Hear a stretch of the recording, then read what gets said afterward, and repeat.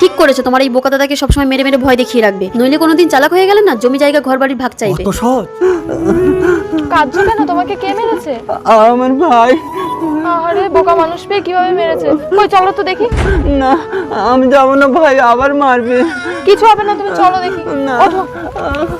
আমার দাদাকে আমি কেন মেরেছি তোমাকে জবাব দিতে হবে? হ্যাঁ দিতে হবে। যদি বলি না এটা আমাদের নিতান্তই পারিবারিক ব্যাপার। পারিবারিক ব্যাপার?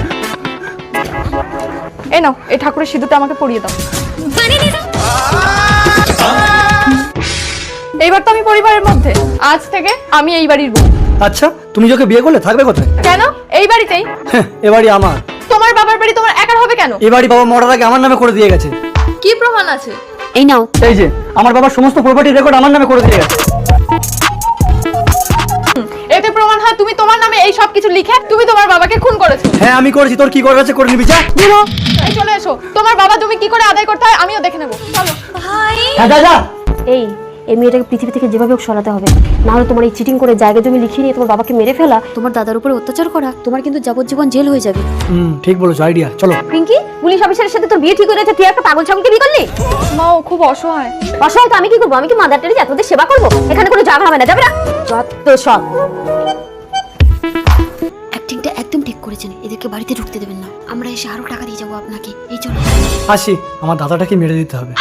এই ভাঙা ঘরে থেকে তোমার অধিকারের লড়াই করবো। পিঙ্কি, আমরা কি এই ভাঙা ঘরে থাকবো? হ্যাঁ আমার না খুব খিদে পেয়েছে। ঠিক আছে, তুমি বসো, আমি দোকান থেকে কিছু খাবার কিনে আনি। रुको जरा।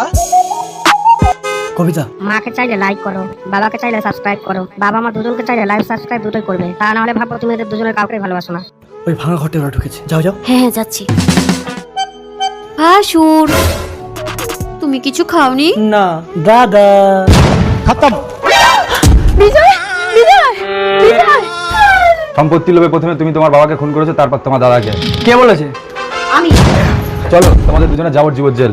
অফিসারি না, এনাকে ধরুন।